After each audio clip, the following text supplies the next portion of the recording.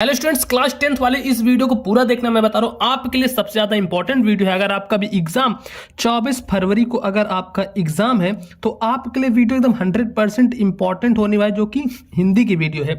और इसमें हिंदी का जो पूरा पेपर है, ये बिल्कुल ये जो वायरल वाला पेपर है, ये आपको बताने वाला हूँ।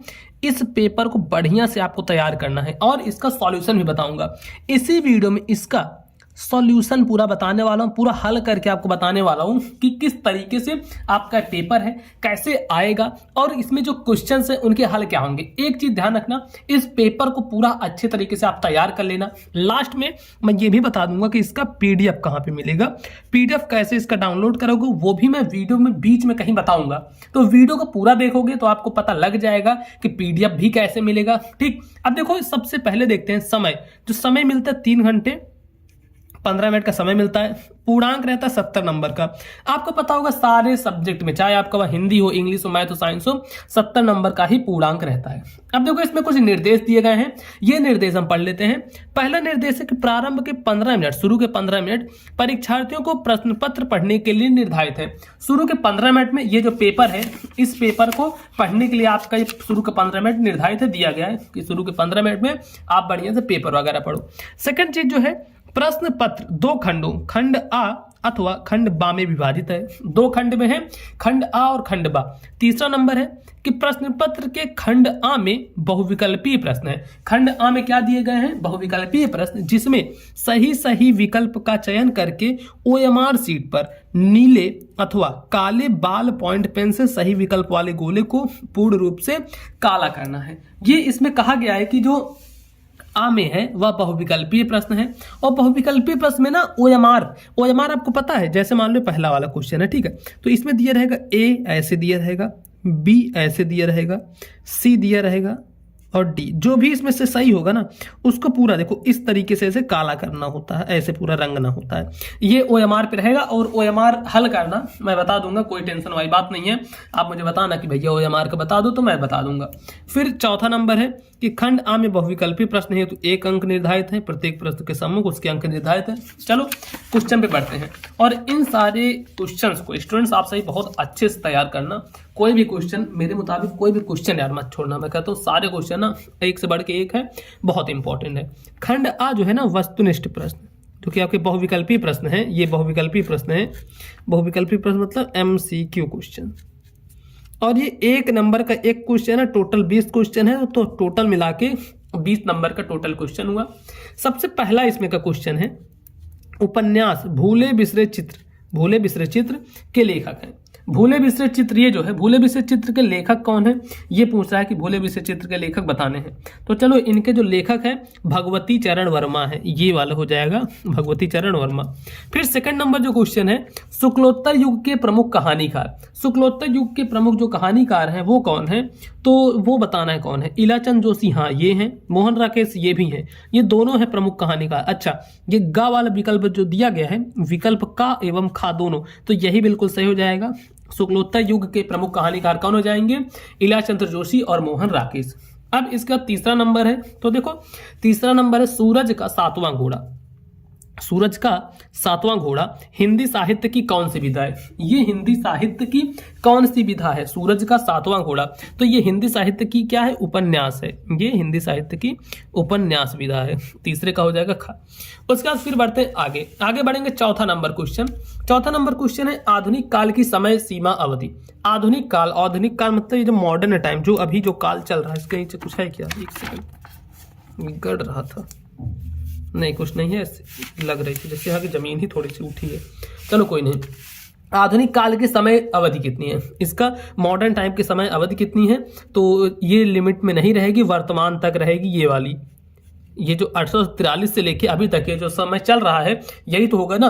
और ये जो 1938 है, ये भी पूछा जाता है, तो ये है शुक्ल युग की समय अवधि। ठीक, ये शुक्ल युग की समय अवधि है। उसके बाद 5वां नंबर क्वेश्चन, त्याग पत्र किस विधा की रचना है? त्याग पत्र कौन सी विधा की रचना है? जीवनी, उपन्यास, नाटक या फिर क्या है? तो जो त्याग पत्र है वह उपन्यास विधा की रचना है। त्याग पत्र 5वें का हो जाएगा खा नंबर, उपन्यास विधा की रचना होगी त्याग पत्र। ठीक, अब इसके बाद देखते हैं अपने नेक्स्ट क्वेश्चन पे बढ़ेंगे। नेक्स्ट क्वेश्चन 6वां नंबर क्वेश्चन है पंचानन का समास विग्रह होगा। पंचानन, पंचानन का समास विग्रह, पंचानन मतलब कि 5 सिरों का समाहार, 5 सिरों का समाहार, ये हो जाएगा छठवें का पंचानन का समास विग्रह, 5 सिरों का समाहार, ये का वाला हो जाएगा, छठवें का का। फिर अब बढ़ते हैं अपने 7वें नंबर क्वेश्चन पे, तो है सुहाग शब्द का तत्सम रूप होगा। सुहाग शब्द का तत्सम रूप होता है सौभाग्य, तो ये देखो सुहाग का तत्सम रूप होगा स्वामी सुहाग, ये सौभाग्य, ये वाला सही होगा। 8वां नंबर है युष्माभि रूप है युष्मत शब्द का। युष्माभि युष्मत शब्द का कौन सा रूप है ये बताना है। तो ये है तृतीया विभक्ति बहुवचन, इसको लगा दो तृतीया विभक्ति बहुवचन। ये जितने भी क्वेश्चन है ना स्टूडेंट्स बहुत ज्यादा इंपॉर्टेंट है, इनको ध्यान रखना, काफी ज्यादा इंपॉर्टेंट है। आपके 2025 के बोर्ड एग्जाम में देखना 100% ये क्वेश्चन देखने को मिलेंगे, इसीलिए मैं बार बार कह रहा हूं कि ये पेपर अच्छे से तैयार करना। ऐसे और भी कुछ पेपर हैं जो कि मैं आपको प्रोवाइड किया हूं, उनको भी तैयार कर लेना। तो अब बढ़ेंगे आगे 9वां नंबर, निम्नलिखित में मिश्र वाक्य है, इसमें से मिश्र वाक्य कौन सा हो जाएगा ये बताना है। तो इसमें जो मिश्र वाक्य होगा ये जो झूठ बोलते हैं उन पर विश्वास मत करो, ये वाला होगा मिश्र वाक्य। फिर 10वां नंबर क्वेश्चन है, ये है अध्यापक द्वारा कक्षा का जायजा लिया गया, वाक्य में प्रयुक्त वाच्य है, इसमें कौन सा वाच्य होगा, कर्मवाच्य होगा, ये बिल्कुल लगा देंगे सही। फिर 11 नंबर, मन की कोमलता अक्सर चोट खा जाती है, मन की कोमलता अक्सर चोट रखा जाती है, इसमें क्या होगा। सबसे पहले तो यहाँ पे भाव व्यक्त हो रहा है। अब देखो भाववाचक संज्ञा होगी, इसमें भी है भाववाचक, इसमें भी है, इन दोनों में से कोई ना कोई एक ऑप्शन होगा। अक्सर चोट खा जाती है स्त्रीलिंग, ये भी स्त्रीलिंग है, ये भी स्त्रीलिंग है। और देखो ये क्या होगा, ये एक वचन है, अक्सर चोट खा जाती है एक वचन, इसमें लेकिन नहीं है, ये कर्मकारक है, हाँ सही है, ये कर्ताकारक नहीं। तो यहाँ पे देखो सब में ये मिल रहा है, तो का वाला सही होगा। फिर 12 नंबर, लहरों के राजहंस, लहरों के राजहंस, इनके लेखक कौन है, लहरों के राजहंस के जो लेखक हैं प्रेमगन। फिर उसका नेक्स्ट क्वेश्चन है 13 नंबर जो क्वेश्चन है वह है कि निम्न में से प्रयोगवाद की मुख्य विशेषताएं कौन सी हैं। इसमें प्रयोगवाद की मुख्य विशेषताएं बतानी है, इनकी 2 मुख्य विशेषताएं कौन कौन से हो जाएंगी 13 नंबर की। तो सबसे पहले होगी घोर वैयक्तिकता, घोर वैयक्तिकता ये वाली होगी। और दूसरी जो होगी ना वह इसमें यथार्थवादी दृष्टिकोण, नारी के प्रति परिवर्तित दृष्टिकोण, 13 नंबर का, हाँ नारी के प्रति परिवर्तित दृष्टिकोण ये वाला।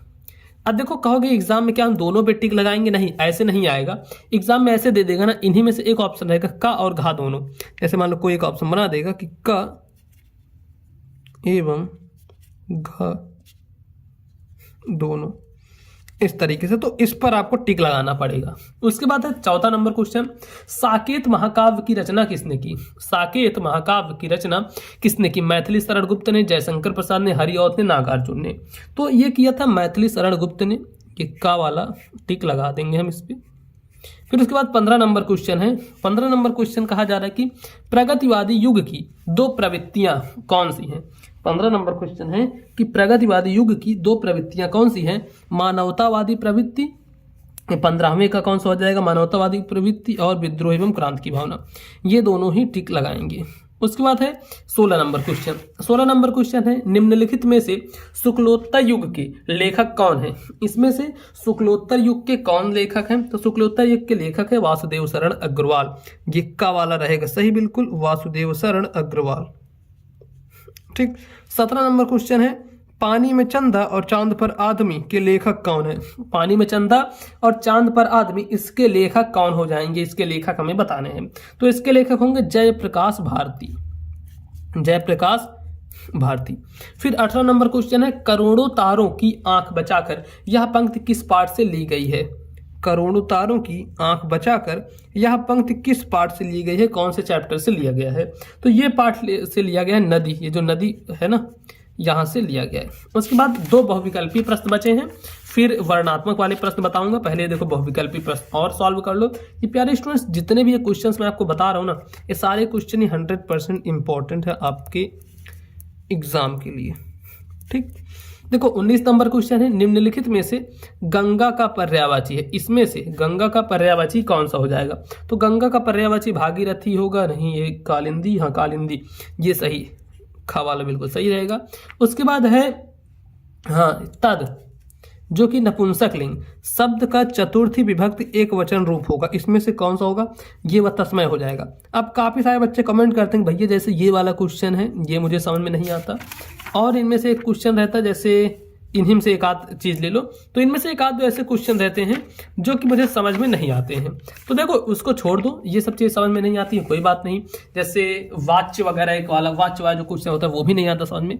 तो देखो ऐसे टोटल 3 क्वेश्चन। अब यार 3 क्वेश्चन 3 ही मार्क्स के तो हैं, जिनको आपको कंप्लीट करने में बहुत टाइम लगेगा, तो उसको छोड़ सकते हो। बचा हुआ जो 70 में बचा हुआ आपका 67 नंबर है, पहले उस पर ध्यान दो जो कि ईजी है। 3 नंबर जो हार्ड वाला उस पर ध्यान मत दो, नहीं तो उसी चक्कर में आपका पूरा टाइम वेस्ट हो जाएगा। अब चलो आगे बढ़ते हैं। उससे पहले एक चीज बता दूं, जो अपना ब्रह्मास्त्र बैच है वो लॉन्च हो चुका है, जिसमें 199 रुपए में ऑल सब्जेक्ट, ठीक है, 199 में सारे सब्जेक्ट की तैयारी कराई जा रही है, और वो भी लाइव क्लास के साथ। सारे इंपॉर्टेंट चैप्टर के नोट्स पीडीएफ तो हैं ही, और लाइव क्लास भी इसमें स्टार्ट है। मैं वहाँ पे लाइव क्लास कर चुका हूँ, आप सही जाके देख सकते हो। बच्चों के रिव्यू भी बहुत अच्छे आए हैं, जिन्होंने ज्वाइन किया है वो आप सही बताना। बाकी रिव्यू भी बहुत ज़्यादा अच्छे हैं कि हाँ भैया काफ़ी बेस्ट थी। और ये नहीं कि 199 में एक सब्जेक्ट, नहीं, इसी में आपको सारे सब्जेक्ट, कोई बच्चा हिंदी की तैयारी कर रहा है तो आपको हिंदी पढ़ाई जाएगी, इंग्लिश तैयारी कर रहा है तो इंग्लिश भी है, मैथ भी है, सारे सब्जेक्ट कराए जाएंगे, और सिर्फ वही क्वेश्चंस बताए जाएंगे जो कि आपके एग्जाम में आने के चांसेस बहुत ज्यादा है। ब्रह्मास्त्र बैच से इस बार बहुत सारे बच्चे टॉपर बनने वाले, पहले से ही आपको बता देता हूं। अब ये कैसे लोगे, 199 में है तो लोगे कैसे? इसके लिए आपको ऐप डाउनलोड करना पड़ेगा, मोबाइल पर स्कूल ऐप, ठीक है। मोबाइल पर स्कूल ऐप को डाउनलोड करोगे तो वहां पे जाके रजिस्टर करके आप ले सकते हो। अब देखो यहाँ पे खंड बा शुरू करते हैं, ये आप सही ले लेना, नहीं तो क्या करना ना मैं बताता हूँ। इस नंबर पर मैसेज कर देना, व्हाट्सएप मैसेज करना 778505 3485, इस पर मैसेज करना और बोल देना कि भैया ये ब्रह्मास्त्र बैच कैसे ज्वाइन करें। तो मैं क्या करूंगा, लिंक भेज दूंगा आपके पास, वीडियो की लिंक भेज दूंगा कि हाँ उसमें देख लेना, समझ जाना किस तरीके से आपको ज्वाइन करना है। देख लो 778505 3485 व्हाट्सएप मैसेज करना। अब देखो खंड ब वर्णात्मक प्रश्न, ये आता है 50 मार्क का, 50 नंबर का, जिसमें देखो यहाँ शुरू है, निम्नलिखित गद्यांश पर आधारित 3 प्रश्नों के उत्तर दीजिए। 3 गुणे 6 मतलब यहाँ पे देखो 6 नंबर का टोटल आएगा। सबसे पहला गद्यांश ये वाला है, विश्वासपात मित्र जीवन की एक औषध है। हमें अपने मित्रों से यह आशा रखनी चाहिए कि वे हमें उत्तम संकल्पों से दृढ़ करेंगे, दोषों और त्रुटियों से हमें बचाएंगे, हमारे सत्य, पवित्रता और मर्यादा के प्रति प्रेम को पुष्ट करेंगे। जब हम कुमार्ग पर पैर रखेंगे तब वे हमें सचेत करेंगे, और जब हम हतोत्साहित होंगे तब वे हमें उत्साहित करेंगे। सारांश यह है कि वे हमें उत्तमता पूर्वक जीवन निर्वाह करने में हर तरह से सहायता करेंगे। और देखो आगे, सच्ची मित्रता में उत्तम से उत्तम वैद्य की सी निपुणता और परख होती है, अच्छी से अच्छी माता का सा धैर्य और कोमलता होती है। ऐसा ही मित्रता करने का प्रयत्न प्रत्येक पुरुष को करना चाहिए। इस प्रकार से यहाँ पे दिया गया है। अब इसमें कुछ क्वेश्चन पूछे गए हैं, जैसे कि देखो यहाँ पे वाला, प्रस्तुत गद्यांश के पाठ का नाम और लेखक का नाम।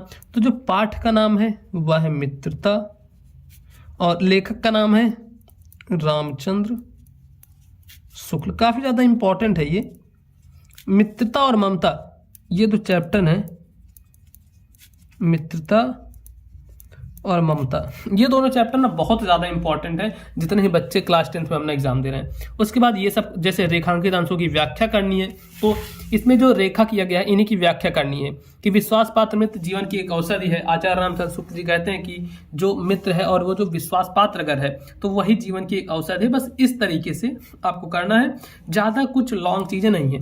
फिर अगर वो नहीं आता तो 1 सेकंड खा में करके भी एक देखो यहाँ पे गद्यांश दिया गया है, जैसे कुसंग का ज्वर सबसे भयानक होता है, यह केवल नीति और सद्वृत्ति का ही नाश नहीं करता है बल्कि बुद्धि का भी क्षय करता है।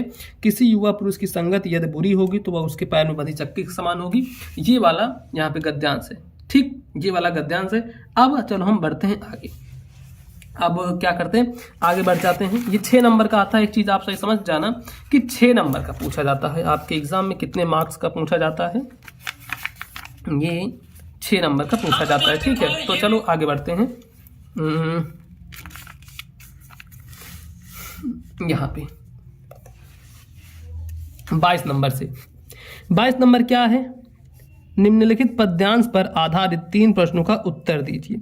ये जो पद्यांश है का वाला, मैया हो ना चरई हो गाई, सिगरे ग्वाल घिरावत मोशे, मेरे पाँव पिराई, जौ न पत्याही पूछ बलदाहूँ अपनी सौह दिवाई, या सुन माई जसोदा ग्वालिन गारी देत रिसाई, मैं पठवत अपने लड़का को आवय मन बहराई, सूर श्याम महरो अति बालक मारत ताहि रिंगाई। ये वाला काफ़ी ज़्यादा इम्पॉर्टेंट है, ठीक है, ये वाला भी इम्पॉर्टेंट है। और उसके बाद ये जो एक है इसमें अथवा करके, अब देखो स्टूडेंट्स वो नहीं आता तो आप ये वाला कर सकते हो। इसमें ये जो है निर्गुण कौन देश को बासी, मधुकर कहीं समझाए सौहते बूझे सांच नहासी, कौन है जनक कौन है जननी कौन नार को दासी, कैसे बनन भेष है कैसो की रस में अभिलाषी, पावे गए पुन कियो आपनो जौरे करोग गासी, सुनत मौन है रहो बावरे सूर सबे मतिनासी। अब इसमें देखो क्या क्या चीजें रहती हैं, आपको पहले बता देता हूँ। पद्यांश का संदर्भ लिखना रहता है और हिंदी में व्याख्या करनी होती है, काव्य सौंदर्य ये सब चीजें लिखनी रहती हैं। उसके बाद क्या आएगा ना, फिर नीचे करके व्याख्या पूछता है, तो व्याख्या करते हैं। जैसे देखो रेखांकित अंश की व्याख्या करनी रहेगी। इन्हीं में से कोई एक क्वेश्चन, टोटल 3 क्वेश्चन पूछेगा। जैसे ये तो पद नामक पाठ से लिया गया है। इसके रचयिता कौन, इसके रचयिता हैं सूरदास जी हैं, इसके रचयिता सूरदास जी हैं। तो बस यही सिंपल। अब इसके बाद देखो आगे बढ़ते हैं, थोड़ा सा आगे बढ़ेंगे तो आ जाएगा जीवन परिचय। और स्टूडेंट्स मैं आपको जीवन परिचय बता देता हूँ, इससे बाहर कुछ भी जीवन परिचय, एक भी जीवन परिचय नहीं आने वाला है, ठीक। तो देखो ये जो जीवन परिचय है ना, इस तरीके से है। निम्नलिखित लेखकों में से सबसे पहले लेखक का जीवन परिचय है। जीवन परिचय दीजिए और उनकी एक प्रमुख रचना का नाम भी लिखना है। तो जीवन परिचय और रचना दोनों एक साथ लिखनी होंगी। अब देखो जीवन परिचय जो पद्यांश में है, जैसे जयशंकर प्रसाद, भगवत सिंह उपाध्याय, राजेंद्र प्रसाद, 3 जीवन परिचय याद कर लेना। ये गद्यांश का, गद्यांश का सबसे पहले याद करना रामचंद्र शुक्ल का, दूसरा याद कर लेना जयशंकर प्रसाद का, और तीसरा एक कौन सा याद करोगे, राजेंद्र प्रसाद का याद कर लेना। उसके बाद है निम्नलिखित कवियों में से, अब कवियों का जीवन परिचय। कवियों में देखो किसका याद करना है, सबसे पहले याद कर लेना सूरदास का, तुलसीदास, फिर याद करना है बिहारी लाल। और देखो ये 3 तो 100% याद करना ही करना आपको पड़ेगा। और उसके बाद और अगर आप सेफ होना चाहते हो, 90% चांसेस है कि इन्हीं में से आए, लेकिन इस बार क्या हुआ, थोड़ा सा अलग आ गया था। अलग क्या आया था, मेरी बात सुने, यहाँ पे महादेवी वर्मा, महादेवी वर्मा, ठीक है, इनका भी जीवन परिचय। तो इतना तैयार कर लोगे तो इससे बाहर कुछ नहीं आएगा। और किसका किसका जीवन परिचय तैयार है, थोड़ा मुझे कमेंट बताना कि भैया मेरा ये जीवन परिचय तैयार है। उसका 24 नंबर है, दिए गए संस्कृत गद्यांश में से किसी एक का संदर्भ सहित हिंदी में अनुवाद कीजिए। ये जो संस्कृत गद्यांश दिया गया है, ये देखो 2 संस्कृत गद्यांश यहाँ पे आपको दिए गए दिख रहे होंगे, ठीक। अब इनमें से, इन दोनों में से किसी एक का हिंदी में आपको अनुवाद करना है, ठीक है। अब ये जो फर्स्ट वाला है का और ये खा, इन दोनों में से कोई भी एक करना पड़ेगा हिंदी में अनुवाद। और मैं काफ़ी सारे हिंदी में अनुवाद आपको करवाया हूँ, एक अलग से वीडियो बना दूंगा जिसमें सिर्फ यही चीज़ें रहेंगी और उन सभी का अनुवाद करा दूंगा, ठीक, ये कर लेना। उसके बाद है ये खा वाला, निम्नलिखित संस्कृत पद्यांश में से किसी एक का संदर्भ सहित हिंदी में अनुवाद कीजिए। अब ऐसे ये देखो पद्यांश है, ये है और ये वाला, इनमें से कोई करना है और अथवा में करके है, ठीक है, इनमें से करना अथवा में करके है। इन दोनों में से कोई भी एक कर लेना। और स्टूडेंट ध्यान रखना ये 5 नंबर का आएगा। ये कितने नंबर का आएगा, 5 नंबर का। फिर आगे बढ़ते हैं, आगे है ये गा नंबर, अपनी पाठ्य पुस्तक के संस्कृत खंड से कंठस्थ हुआ कोई एक श्लोक लिखिए जो कि इस प्रश्न पत्र में ना आया हो। कोई भी एक श्लोक लिखना जो कि प्रश्न पत्र में ना आया हो। तो देखो यहाँ पे इन दोनों श्लोकों को छोड़कर कोई भी आप श्लोक लिख सकते हो। जैसे ये वाला चाहो तो लिख दो,